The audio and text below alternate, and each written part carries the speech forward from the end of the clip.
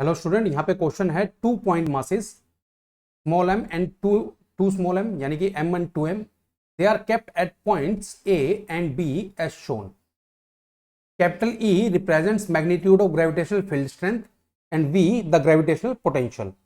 तो as we move from a to b क्या हो सकता है, इनमें से क्या पॉसिबिलिटी है? तो चलिए सबसे पहले तो डायग्राम बनाते हैं. यहाँ पे डायग्राम में स्मॉल मास m ले लिया आपने, ठीक है. यहाँ पे कितना मास है? मास 2m है ना. इसको हमने कंसिडर कर लिया. पॉइंट्स, ये पॉइंट ए है, ये पॉइंट बी है. तो आप बिल्कुल ध्यान से समझिए कि यहाँ पे एग्जैक्टली हमें क्या देखना है, ठीक है. सबसे पहली बात, जो ग्रेविटेशनल फील्ड होती है, ठीक, ग्रेविटेशनल फील्ड का किसी भी स्मॉल मास m के कारण किसी r डिस्टेंस पे जो ग्रेविटेशनल फील्ड बनती है वो कितनी बनती है? उसका सिंपल रिलेशन रहता है g into M upon R square, ठीक है. पहली बात तो ये है. अब अगर ये मास m है और ये 2m है तो यहाँ पे कहीं ना कहीं एक पॉइंट होगा जहाँ पे net field, net gravitational field क्या आएगी? जीरो आएगी. ये बात क्लियर है? नेट ग्रेविटेशनल फील्ड क्या आएगी आपकी? जीरो आएगी, ए और बी दोनों के कारण. ये बात बिल्कुल क्लियर है. अगर मैं एग्जैक्ट ए पॉइंट पे देखूं, just over the point mass, ठीक है. अब मैं बात करता हूं जस्ट ओवर पॉइंट, या पॉइंट मासेस ले लेते हैं, दोनों ले लेते हैं, है ना. जस्ट ओवर पॉइंट मासेस, ठीक है. चाहे आप ए के ऊपर बात करो या एग्जैक्टली बी के ऊपर बात करो, वहां पे आर क्या होगा आपका? जीरो होगा. तो ई क्या हो जाता है आपका? ऑलमोस्ट इनफाइनाइट होता है ना. ग्रेविटेशनल फील्ड क्या हो जाएगी? इनफाइनाइट हो जाएगी. तो इसका मतलब ये इनफाइनाइट वैल्यू कहां कहां पे होगी? ध्यान से समझिए. जस्ट ए के ऊपर जो वैल्यू होगी वो इनफाइनाइट होगी. यहां पे भी वैल्यू जो ग्रेविटेशनल फील्ड की होगी वो इनफाइनाइट होगी. और यहां पे मैंने बोला कि बीच में कोई एक पॉइंट होगा, ठीक है. बीच में कोई एक पॉइंट होगा, ठीक है, जहां पे नेट फील्ड जीरो आएगी, क्योंकि दोनों की फील्ड जो होगी ना वो कैंसिल आउट हो रही होगी यहाँ पे, है ना. क्योंकि ग्रेविटेशनल फील्ड क्या है? वेक्टर क्वांटिटी है. तो E net equal to zero का मतलब क्या है कि इस पॉइंट पे, ये जो बीच वाला मैंने पॉइंट लिया है, यहाँ पे दोनों की फील्ड का मैग्नीट्यूड इक्वल होगा और डायरेक्शन अपोजिट होगी, तो कैंसिल आउट हो जाएंगे, है ना. वेक्टर फॉर्म में हम जानते हैं कि कैंसिल आउट हो जाएगा. अब यहाँ पे इन्फिनिटी है और यहाँ पे फील्ड जीरो है और दोबारा से इन्फिनिटी होती है. तो इसका मतलब ए से इस बीच वाले पॉइंट है, इसको मैं क्या ले लेता हूँ? इसको मैं कोई पॉइंट सी ले लेता हूँ, है ना. तो A to C we can say confidently कि ए टू सी फील्ड आपकी डिक्रीज कर रही है, इन्फिनिटी से जीरो, है ना, डिक्रीज कर रही है. और फिर सी से दोबारा बी क्या कर रही है? इंक्रीज कर रही है, ठीक है. ई क्या कर रहा है? पहले डिक्रीज कर रहा है फिर इंक्रीज कर रहा है. इलेक्ट्रिक फील्ड को तो हमने यहाँ पे थोड़ा सा ऑब्जर्व कर लिया, हमने थोड़ा क्या पूरा ही ऑब्जर्व हो गया इलेक्ट्रिक फील्ड का. अब हम बात करते हैं किसकी?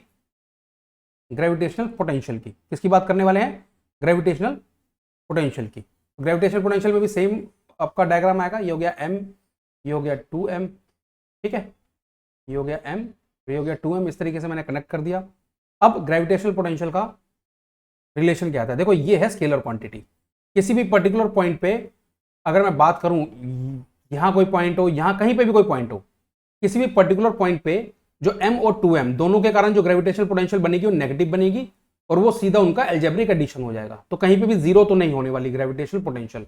ग्रेविटेशनल पोटेंशियल कहीं पे भी अगर मैं बात करूं तो उसका रिलेशन क्या आता है?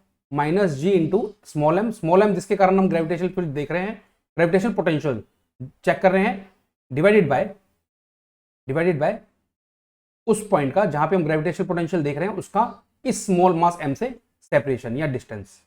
तो ये रिलेशन आता है minus G M upon R. तो यहां से भी हम देख सकते हैं कि अगर बिल्कुल पॉइंट मासेस के ऊपर अगर हम बात करें, just above the point masses, तो यहां पे वैल्यू कितनी होगी? इन्फिनिटी होगी. यहां पे भी वैल्यू इन्फिनिटी होगी. ये बात क्लियर है? दोनों जगह पे वैल्यू कितनी होने वाली है? इन्फिनिटी, ठीक है. तो ये बात तो बिल्कुल क्लियर है. और इन्फिनिटी भी नहीं आएगी, आंसर इनका एग्जैक्टली माइनस इन्फिनिटी आएगा. ये बात क्लियर है? देखो यहां पे मैं बताता हूं आपको कैसे माइनस इन्फिनिटी आएगा, वो भी हम चेक कर लेते हैं. देखो, at R equal to zero V का आंसर क्या आएगा? Minus G M upon zero, that is minus infinity.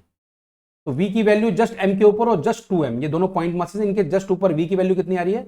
Minus infinity, minus infinity. ये बात क्लियर है? ठीक है. और बीच में जब, इसका मतलब क्या है? इसका मतलब बिल्कुल सिंपल है कि एक पॉइंट मास से दूसरे पॉइंट मास, इनकी वैल्यू इंक्रीज करेगी. देखो आप यहां पे कहीं पे निकालोगे, कहां पे निकालोगे? दोनों के मिड पॉइंट पे निकालते हैं, चलो ठीक है, यहाँ पे मिड पॉइंट पे निकालते हैं कहीं पे. तो यहाँ पे पोटेंशियल कितनी आएगी टोटल? वो आ जाएगी, पी पॉइंट ले लेता हूँ इसको मैं, है ना. तो पी पॉइंट पे टोटल पोटेंशियल जो आएगी दोनों का एडिशन होगा, वो कितना होगा? ये कुछ सेपरेशन ले लेते हैं. कितना सेपरेशन ले? ये कुछ, अगर मैं ये माइनस है, ये भी माइनस है, कुछ टोटल आर ले लेते हैं फॉर एग्जांपल, ठीक है। तो कुछ कितनी वैल्यू आ जाएगी पी पॉइंट पे, ये आ जाएगी minus G M upon R by two minus G into two M upon R by two. बात क्लियर है?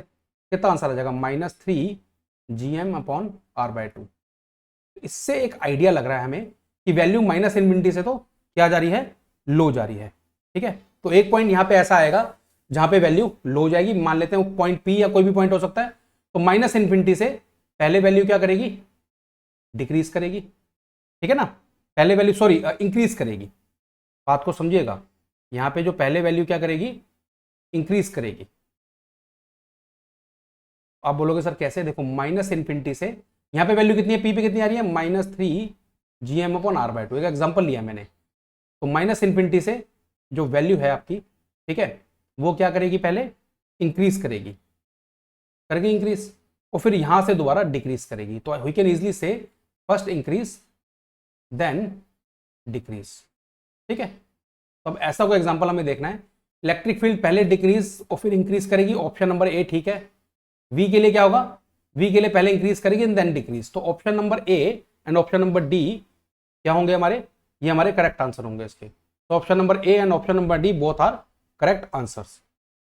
आपको जस्ट एक सिंपल सा आइडिया दिया, सिंपल वे में समझाया है, जिस तरीके के एक्चुअली यहाँ ऑप्शन दिया था उसी तरीके से एक्सप्लेन करना था, बहुत ज्यादा डिटेल में हमें नहीं जाना था, ठीक है। तो I hope I have answered your question.